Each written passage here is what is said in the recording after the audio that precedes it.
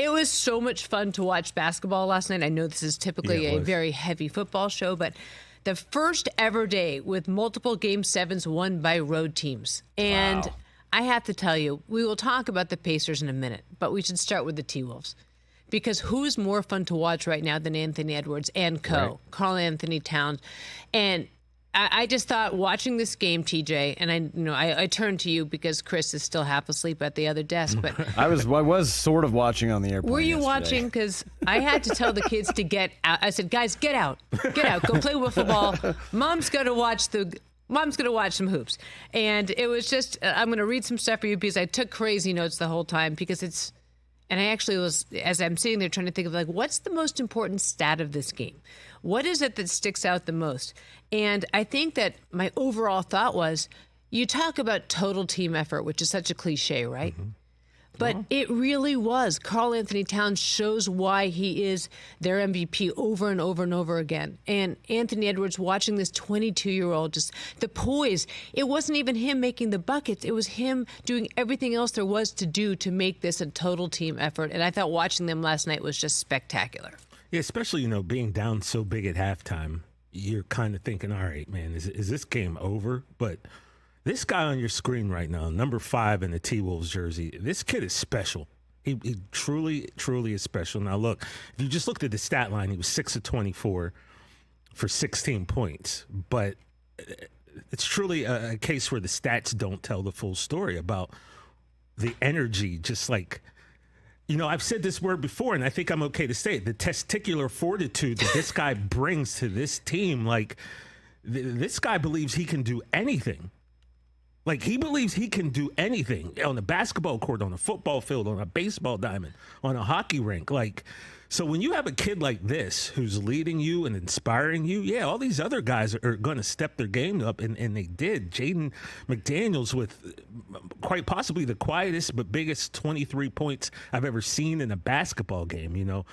Rudy getting just his lunch handed to him by Joker in the first half, and then coming through in the second half to kind of help slow down that juggernaut. And then, like you said, Karl Anthony Towns shooting threes. They only had one, but, just making his presence felt. This Timberwolves team is fun, Chris, and I don't think any of us saw this at the beginning. I know none of us saw this. No, I mean, the thing is, how could you? How could you have seen this? Because all season it was Denver. They're the team to beat. They're the best team in the NFL. The best team in the NBA. I don't care how good the Celtics are doing over there in the East, but the East is not competitive. It's super top heavy. Mm-hmm. The West is so deep. OKC, wow, look at that. That's a really fun story. Man, SGA, he's awesome. Clippers probably shouldn't have traded him, but it's Jokic's world, and we're just living in it. And now this team, I don't want to say they come out of nowhere because you could kind of see this at the end of last year. Oh, wow, are they going to be a year or two early? And, yeah, Anthony Edwards is that dude, and he did go 6 for 24. You mentioned it. That's kind of a famous stat line. Kobe went 6 for 24 in Game 7 of the NBA Finals, famously against the Celtics, but they won that game because Pau Gasol was a beast on the boards, and Kobe was kind of doing everything else. And Ron and Meta stepped up. And this team, eerily similar to that kind of yesterday. Look, Ant had 4 points in the first half. Our boy Dave McMenamin had a stat yesterday. The Wolves are 8-1 when Anthony Edwards scores under 5 points in the first half this year. How is that possible? That doesn't make any sense. That doesn't make any sense in the world. But here they are, heading to the Western Conference Finals, and I'm pretty jacked up for this matchup. Yeah, this is going to be fun, man. 2 really fun teams. We finally get to see Luka on this giant playoff stage, loaded with superstars. This matchup is, and I don't know, I don't know who's going to win. I don't know who's going to win, and I know that I'm just going to assume that Boston is going to win, but I don't know. But kind of think they really need Porzingis back. But we'll talk about the Pacers did in a second. Yeah. The West is exciting. It was fun. We thought it was going to be this crazy knock 'em out tournament over there. And it is. And it was. And it has been. And now we get these two teams who are really deserving because they're playing really good basketball. And Anthony Edwards did say after the game, when asked who to get the game ball, he said Jaden McDaniels would get it. And, I was looking at some things, and I was thinking also of when's the last time we saw the T-Wolves? It was Wally Zerbiak, right? It was like some of these guys, KG, like MVP here, right? Yeah. First team in league history to lead by 15 minutes, by 15 or more at the half and lose. That's the Nuggets, of course. Fifth consecutive defending champions to fail to reach the conference finals, and that is just that's cold. Okay, that's a crazy stat. That's a great stat, if I have to say so myself. And then what I was thinking was, you said Dave McMenamin. He had a great article in which he talked about Anthony Edwards and crew after flying out. They were actually headed to the airport. Their charter. Hold on. They weren't headed to the airport. They're going home to the airport hotel, because their charter was leaving the next morning. And they went to some random bar to go drown their sorrows. And who walks in but Jamal Murray? Like a random bar. And Anthony Edwards, I think, felt, what's the word? Underappreciated, dissed, what have you. And he said, we're coming for you next year. And Jamal Murray laughed. Wow. He's not laughing now, is he? Incredible. Nas Reed, great on both ends of the floor. He was fantastic, streaking. And, there was another stat that I think it was in the second half that Jamal Murray and Jokic combined for 68 and the rest of the team had 21. Is that what it was for the game? There's like something like you can't play on two guys. You could like 10 years ago, 15 years ago, there were some Laker runs that was basically Shaq, Kobe, and a couple Robert Horry threes from the corner. Mm-hmm. But total team effort last night, that was the Wolves. Oh, absolutely. Yeah, it was the Wolves. You want to talk about the Nuggets for a second? We might have something about this, an overreaction Monday. Oh, okay. But you got to think about what they do now.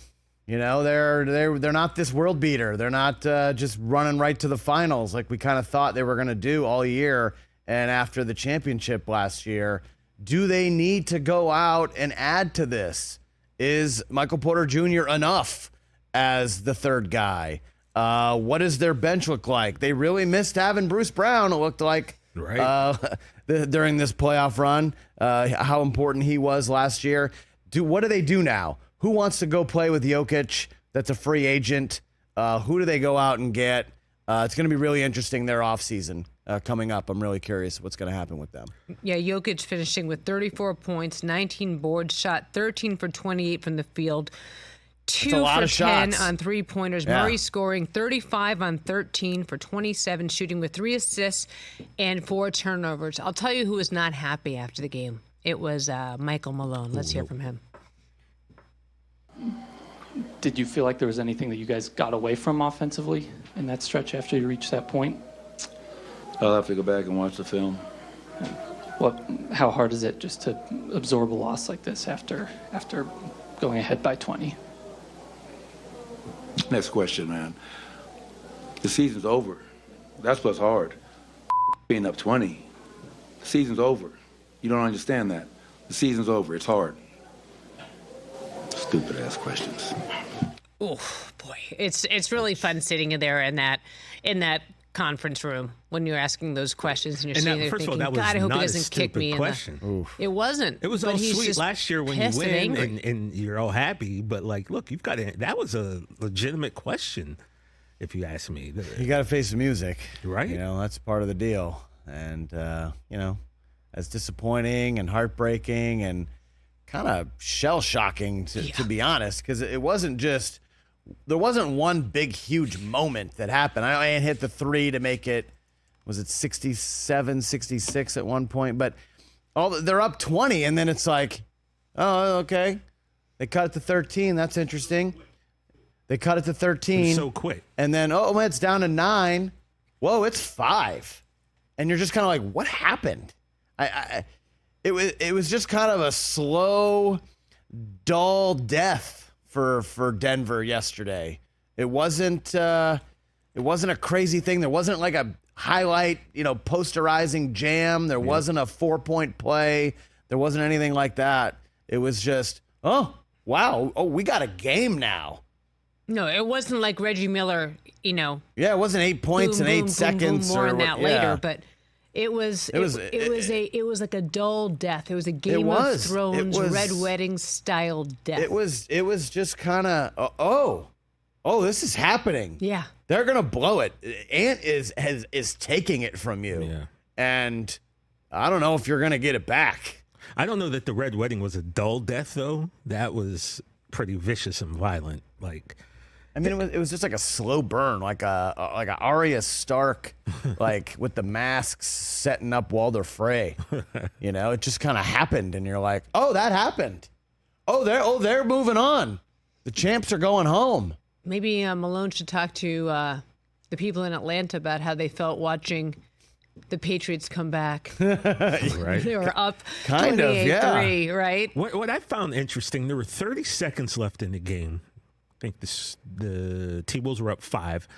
KCP takes a 3. He misses it.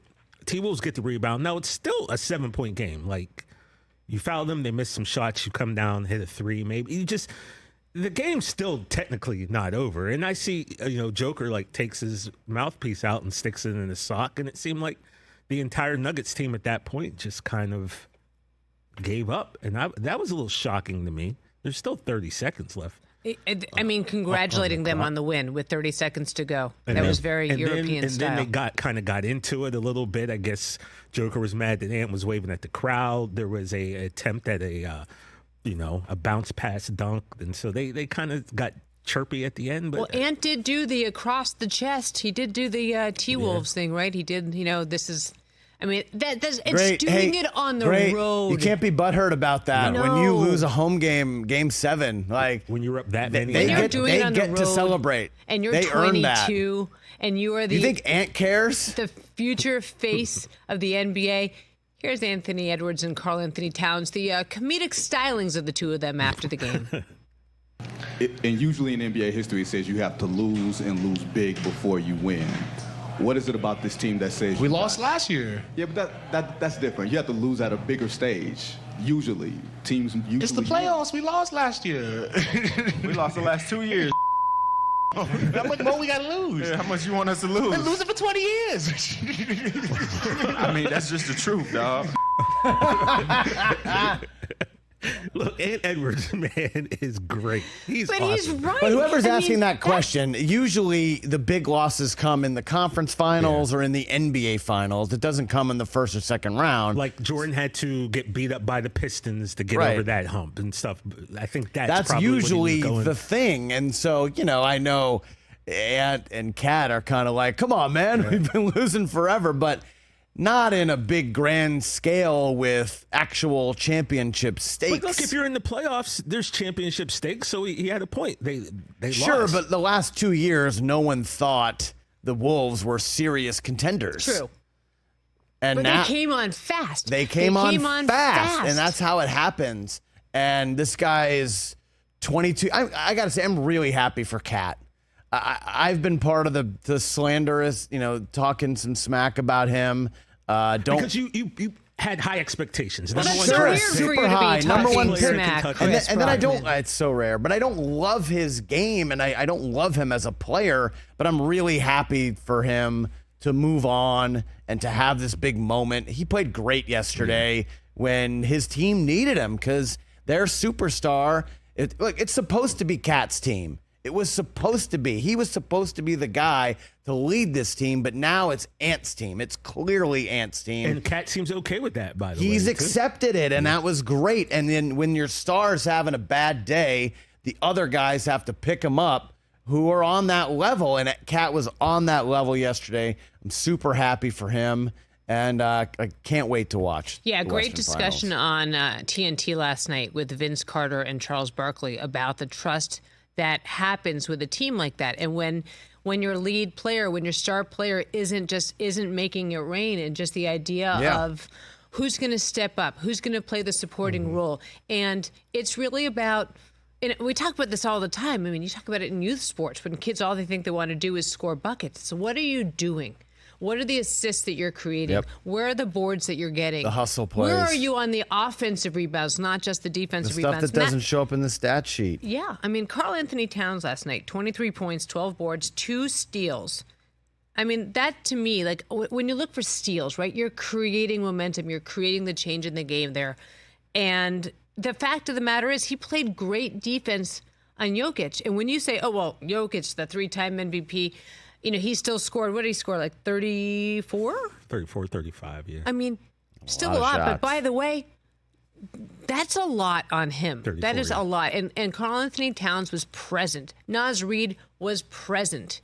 Rudy Gobert, it was funny, Charles Barkley suggested that they bench him, that he sit. And he was asked about it after the game. And again, just classy. He's like, well, that seems silly. I mean, I think I played pretty well.